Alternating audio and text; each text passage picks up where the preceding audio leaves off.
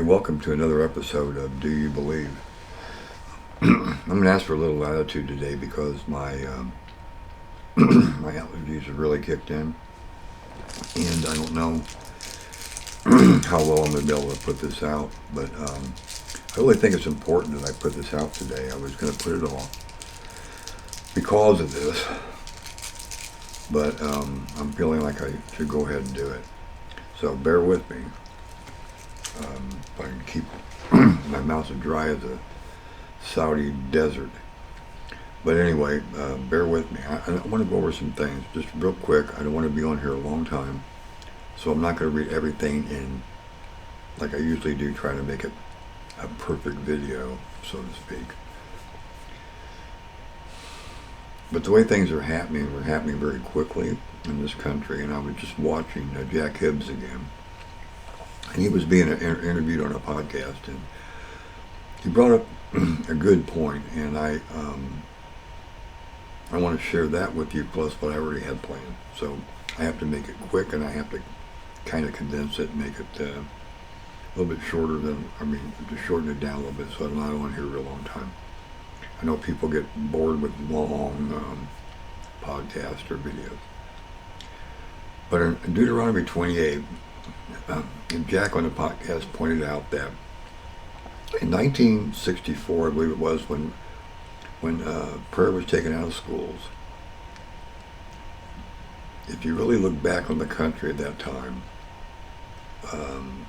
things started going south. And one of the things I know during my research was that the kids' SAT scores and stuff from 1964 forward were not as good as they were prior to that. Now people can attribute that to a lot of different things. They can say, well, they changed the test, and they did this and that and the other. I don't think that's what it was. Now, God said in Deuteronomy 28, if you listen obediently to the voice of the Lord, your God, taking care to do all of his commandments, and remember, he's talking to the Jews here, that I am commanding you today, the Lord will set you on high above all other nations on the earth. And he did that for Israel, but he also did it for us, because we're kind of joined together there. Then all these blessings will come upon you and overtake you if you listen to the voice of the Lord your God. And he goes on to talk about blessings. What kind of blessings? Well, he says you'll be blessed in the city and blessed in the field. Blessed will be the fruit of your womb, the produce of your earth, the soil, and the offspring of your livestock, the increase of your herd, and the young of your flocks. He said he will bless you, and he will bless your baskets and your kneading bowls. Blessed will you be when you come in, and blessed will you be when you go out. He will cause his enemies who rise up against you to be struck down before you. They come out against you one way and flee before you 7 ways. Always been so. With Israel, it's really been that way, especially since 1948.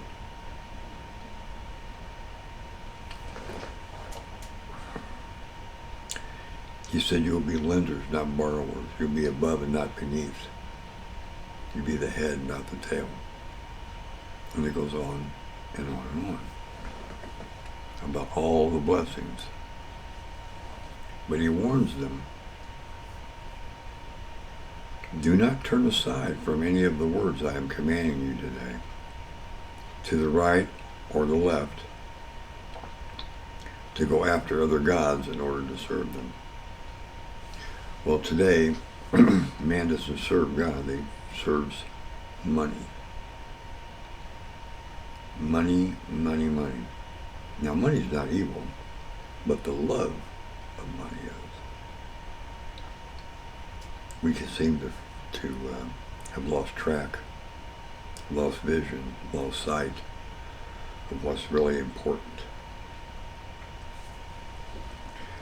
And here's what happens if you don't. He said everything he just said he would bless, he'll curse. So we turn away, and the first thing we do, took God out of school. Took God out of the public place. Don't want anything to do with God. Ask him to leave. And you know what? I believe God's a gentleman. I don't think he wants to be anywhere where he's not welcome. So if you ask him to leave your house, he will. And you don't want that. Because when he's gone, it opens the door for someone else to come in. And you won't like that.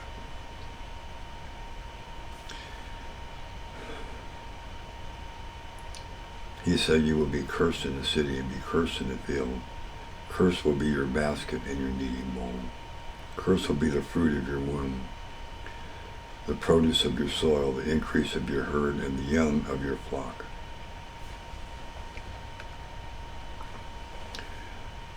Cursed will be when you come in, and cursed will you be when you go out.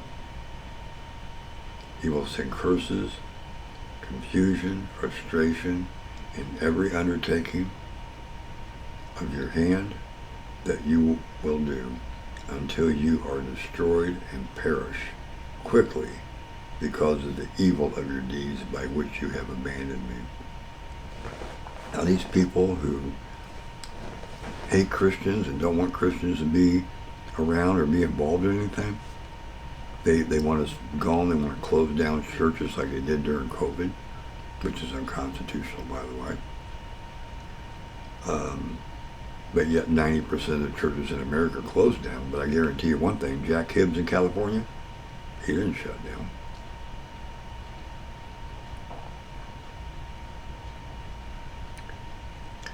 Ananiah will make plague cling to you until he has put an end to you from the land that you are going to possess. And he's talking about the Jews there for sure. But how about the land he gave us at Plymouth or in Virginia?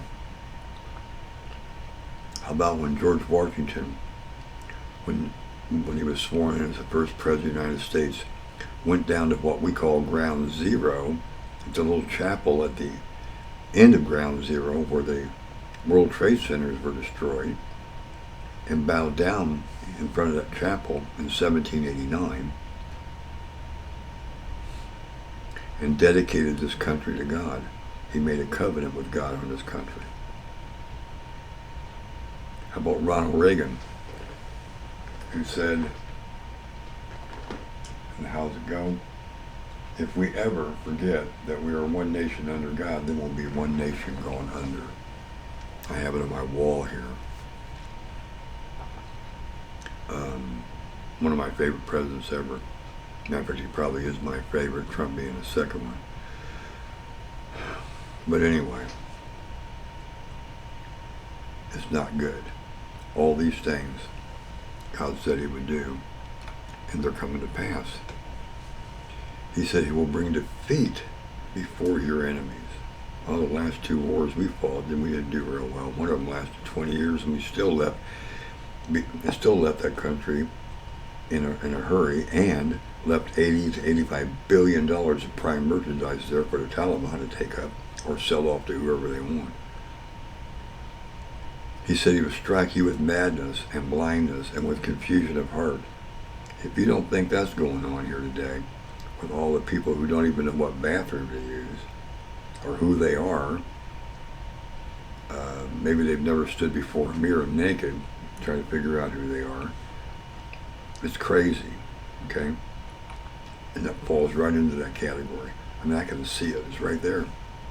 I'm not trying to be funny about it. I'm trying to tell you it's the truth. Common sense. I mean, you can't change, you can't add enough or take off enough a person to change who they really are. You can't change their DNA. Okay? And if you could, you can't change who God created.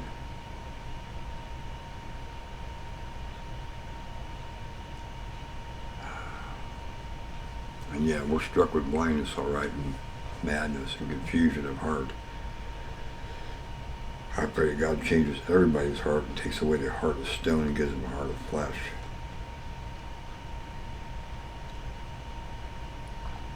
And you will no longer prosper. And we're not prospering. We're $30 trillion in debt. We're no longer lenders. We're borrowers. We're borrowing up to our eyeballs. It says you will be engaged to a woman, but another man will sleep with her. It says you will build a house, but you'll never dwell in it.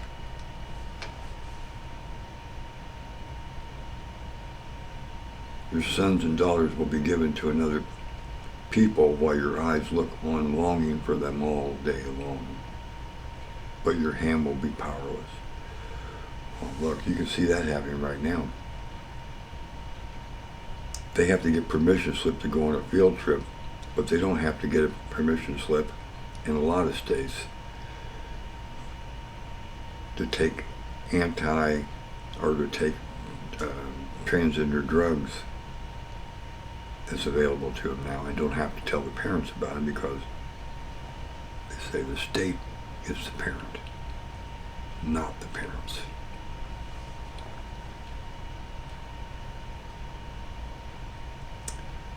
I'm going to leave that there. You can go and read Deuteronomy 28 for yourself, and you can see what it says. Now, I'm going to move on and just talk just a little bit real quickly now about Saudi Arabia and Israel, who have been in negotiations for a joint agreement for protection, primarily to defend themselves against Iran aggression, in light of the fact that Iran is really trying to put this nuclear weapon system together. I mean, I wouldn't doubt they wouldn't have it very soon. Now, what the deal is, the reason I'm not quite in the full picture here, over here is a map of this inner circle around Israel and the countries that are involved with wanting to attack Israel anytime soon. So Israel and Saudi are in negotiations trying to team up and make a normalization between the two of them. There was a lot of hatred between the two countries for a long time. Obviously, Arabs and Jews don't get along real well. Or Ishmael and Isaac don't get along real well. The descendants, that is. So, but there's a lot of things left to be done before that can be, the normalization can take place. But one thing will happen, if it does come about, the geopolitical dynamics of that region are going to change in a hurry. Yet the Saudis are looking for an ally in defense against Iran. And the reason they are, because for centuries, and we're talking about centuries now, going back to 600 AD, let's say, I don't know the exact date, but it's in that area, there is an ancient divide between Sunni Muslims and Shia Muslims. Members of the two sects have coexisted for centuries, and they share many fundamental beliefs and practices. But they differ in doctrine, ritual, law, theology, and religious organizations are different. The great majority of the world, more than 1.5 billion Muslims, are Sunnis. As some estimate, the figure is somewhere between 85-90% in the Middle East. That's in the Middle East only. Sunnis, though, do make up 90% of water population in Egypt, Jordan, and Saudi Arabia. The divide between the two sects are mainly who should be the real heir to Muhammad. They argue about that. Of course, the Sunnis think it should be one person, the Shias believe it's another. So this 12th Imam, Muhammad al-Mahdi, is said to have disappeared from a cave below a mosque in 878 AD, and is believed the so-called awaited Imam did not die and will return at the end of time to restore justice on the earth. The Iranian Revolution of 1979 launched a radical Shia Islamist agenda which was perceived as a challenge to conservative Sunni regimes, particularly in the Gulf, where Saudi kind of rules, along with, the rest of the Sunnis. Tehran's policies of supporting Shia militias and parties beyond its borders, and we're going to show you that, was matched by Sunni-ruled Gulf states, which strengthened their links to Sunni governments and movements elsewhere. So today, many conflicts in the region have strong sectarian overtones. In Syria, Iranian troops, like in Hezbollah, which is in Lebanon, and Iranian-backed Shia militiamen have been helping the Shia-led government battle the Sunni-dominated opposition. Sunni jihadist groups, including Islamic State, which is no longer really, now it's called ISIL instead of ISIS, have meanwhile been targeting Shia and their places of worship in Syria and neighboring Iraq. In January 2016, the execution of Saudi Arabia of a prominent Shia cleric who supported mass anti-government protests triggered a diplomatic crisis with Iran and angry demonstrators across the Middle East. So you can see why the Saudis are quick in wanting to find a partner to defend attacks by the Shia Iran. Now, remembering this from history, from Cyrus, Darius in the Bible, and you can read about that in the book of Daniel, that these were Persians. And in Persia, the Persians in Iran speak Farsi, not Dr. Fauci. Farsi is the language spoken there. These citizens do not like the dictatorship of the Ayatollah in Iran at all. Matter of fact, women are suppressed, most of which love the Western way of life. I'm even told by some Iranians who live here that these women actually dress like that within the confines of their home, but different when they go on the street. So among the challenges that's still in the way for Israel's to get together, but they also have the need to uphold Israel's qualitative military edge. So the issue of Palestine and Saudi relations with Iran. Now, some people call it Palestine. I know where that name came from, and there's never been a Palestine. Not really. That was given to them by Romans, Palestina, and also by the British. So, perhaps above all else, the biggest factor that some experts said may be the kingdom's understanding, we're talking about the kingdom of Saudi Arabia, that it holds the cards and can try to believe the Biden administration desperate bid for a big foreign policy win ahead of the presidential elections in 2024. So they're looking for get all kinds of concessions from the Biden administration, and I believe that just might happen. So not much is yet known about the progress of the negotiations and the framework for the prospect for a Saudi-Israel normalization agreement. And Jack Sullivan, the White House, said he didn't expect anything to happen soon. Either they're not telling us or they're really not going to let anything happen. Nothing's going to happen soon. Now, so as the song goes, as the beat goes on, until the negotiations of these three parties, the United States, Saudi Arabia and Israel can come together with complete understanding, which could be which be quite a ways down the road yet before that happens.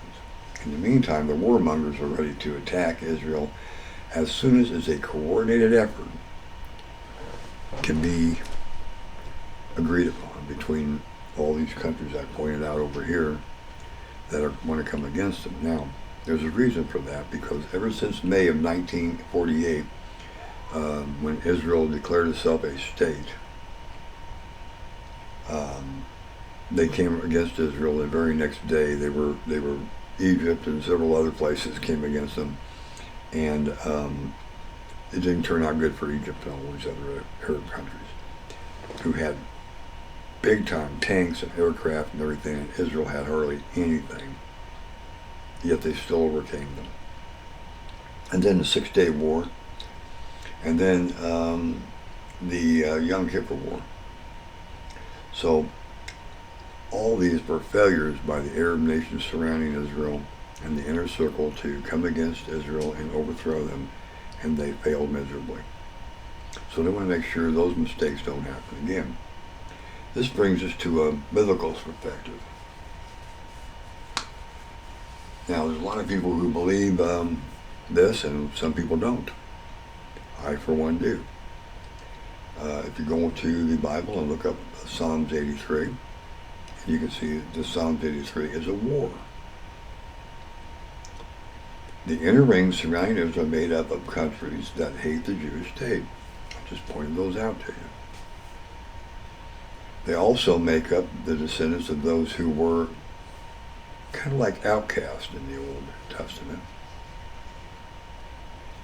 And I'm not going to read this whole thing to you, but I will say this. It's all about a shrewd plot against the Jewish people. And that's going to happen. He says, "You're treasured ones." They say, "Come, let's wipe them out as a nation. Let Israel's name be remembered no more. For with one mind they plot together against you. Do they make a covenant?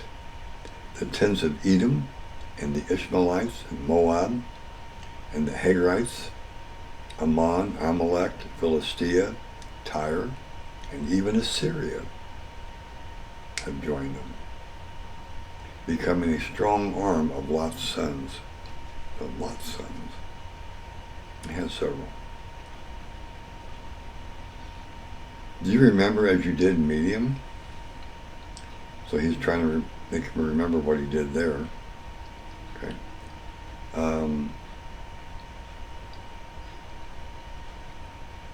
I believe that when this war takes place, and I believe it will, it could be.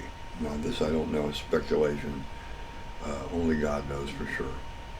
But it could be that this would be the war that actually ushers in the Antichrist and he signs a 7-year peace treaty. Because Ezekiel 38 war will come later. That's the biggie. Now, we'll go into that later in detail. In today's world, we see prophecy happening right before our eyes almost every single day. We hear of wars and rumors of wars. Matthew 24, we see lawlessness abound across the globe. We see people being used by the powers of darkness, such as the World Economic Forum, headed up by Klaus Schwab, saying things like, by 2030, you will own nothing and be happy. This evil is being perpetrated by the globalists, including our own government. It is not just Democrats, it's both parties. Not all, but I believe the majority of the left and the minority on the right, who believe the left will win and want to be on the winning side. So they support it.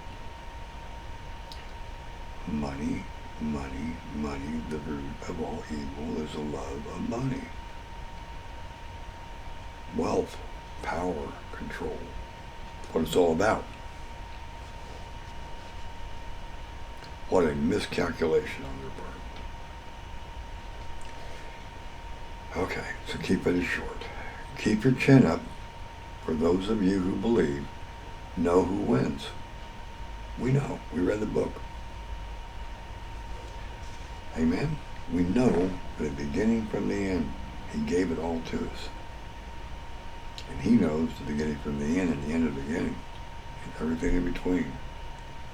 Don't worry. He said he'd never leave you, nor would he forsake you. So until next time, be at peace. Always be at peace. Because God said he's with you always, even till the end of the age. Until next time.